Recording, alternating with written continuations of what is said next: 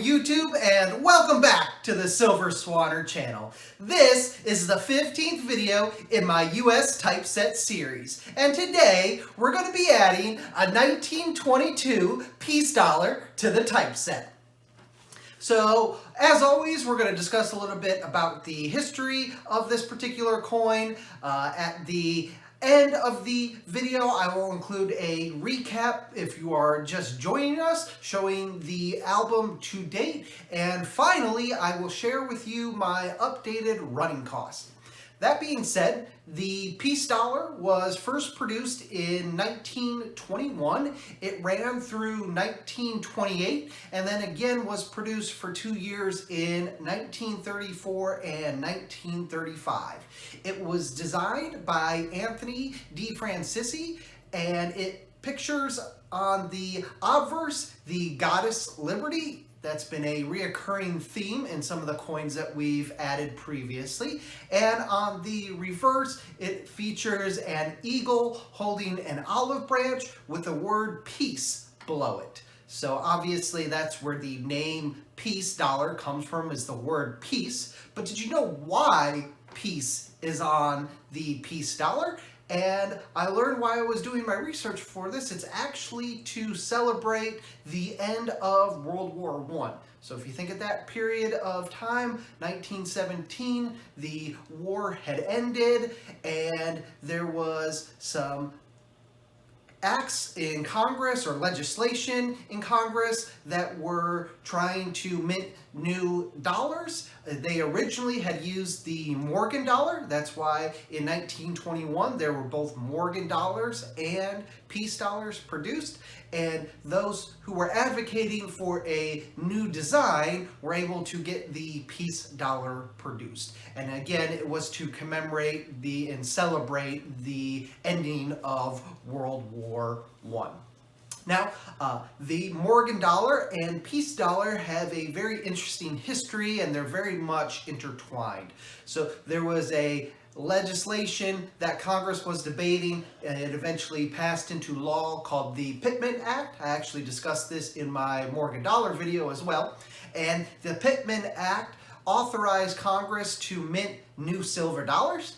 The mint had the silver to do that, but the Congress wanted to support silver miners, so they actually made the mint melt down 350 million Morgan dollars, sell that melted silver coinage as bullion to mostly the UK. Some of it was then returned to the mint supply for smaller denomination silver coins, and then authorized the mint to produce 272 million new peace dollars.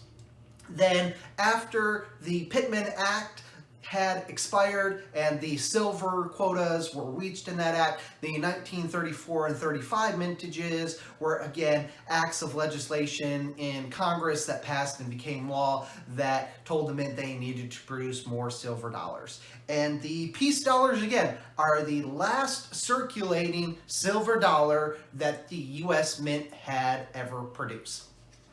Then one of the most interesting things that I found during my research of the peace dollar is there was actually another mintage run in 1965 for peace dollars.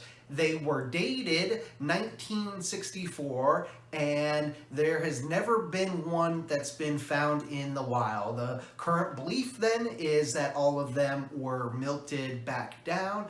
But knowing the history of coins like the St. Gaudens 1933 double eagle, some other coins, they have a way of escaping the mint sometimes. But the mint tries to get a lot of those types of coins back, so a lot of people don't like to publicize that they have one. However, PCGS is actually offering a $10,000 bounty if you can just produce a real, genuine 1964 peace dollar. Just to see it and verify that it's authentic, they will pay you $10,000.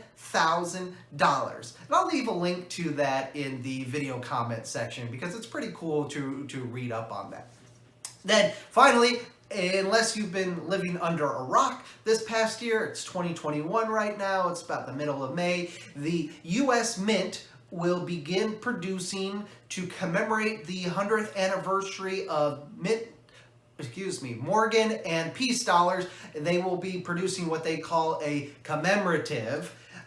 It's not 90% silver, it's going to be 3 nines fine, it'll share the same dimensions, but they're going to be producing a peace dollar this year. They're going for $85, it's about 0.85 troy ounces as well, so not even a full ounce for $85. But I tell you what, I'm still going to be on the Mint site at noon, try to get a couple for myself, because I do think they will have some potential flip value to them. So I'll also leave a link to that US Mint page where you can look at the details of the 21 peace dollar.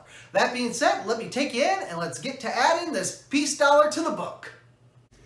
Welcome back as always, everyone. So before we get started, again, let's use the red book here as a reference for the grade.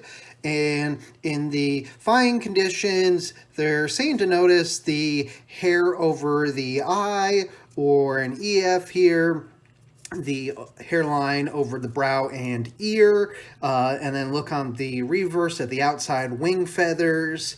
Then AU is basically slight trace of wear, most of mint letters still present, and then marred by contact marks. And then MS60, so an uncirculated, no trace of wear, full mint luster, but possibly noticeably marred by stains, surface marks, or bag abrasions. So let's go ahead and get this out. I can find where the edge is here. Here we go.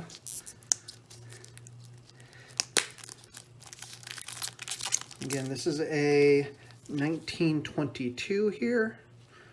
According to the red book, there was 57 million of these produced. I say the luster is pretty good.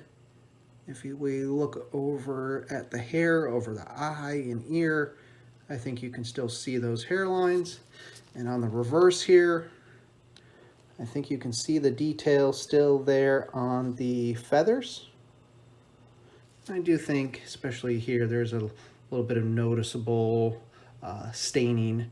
It's very small. It's even harder to see here under the camera. So I'm going to do this somewhere between AU and MS60. And if we go and look at the book here for 1922 normal high relief, that's going to push it between 28 and 30. That's kind of the least important when it comes to the red book as far as the pricing goes, especially with what silver prices are. But one of the reasons I do like the newer red books here is it does mention here the commemorative peace dollars that are being produced. It also discusses again the peace dollars that were dated 64 but produced in 65 as well. So that being reviewed, let's go ahead and add this to the typeset here. If you remember last week, we did the half dollars. We broke out that 80 proof set.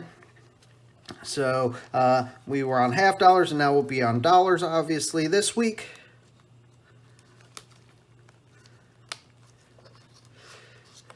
And with very little resistance, just like that. So there we go. That is this week's edition. So next week we'll be over on the modern and bicentennial page. Maybe the next week after that we might skip the gold. I don't have anything yet to fill this, so I'll need to keep my eye out for some good deals, or we might just return to the cents page. So thanks as always for joining me, and don't forget to hang on for the recap of the book and my updated running costs. Here are the updated album photos. I've tried to go in order on the proof set in which the pages are laid out. So last week, while we broke that 1980 proof set open, it was actually to fill the clad half dollar. And this week, subsequently, we were put on the dollar page then. And here are my updated running costs. So for the piece dollar, I paid $43.52. So that was definitely over Redbook.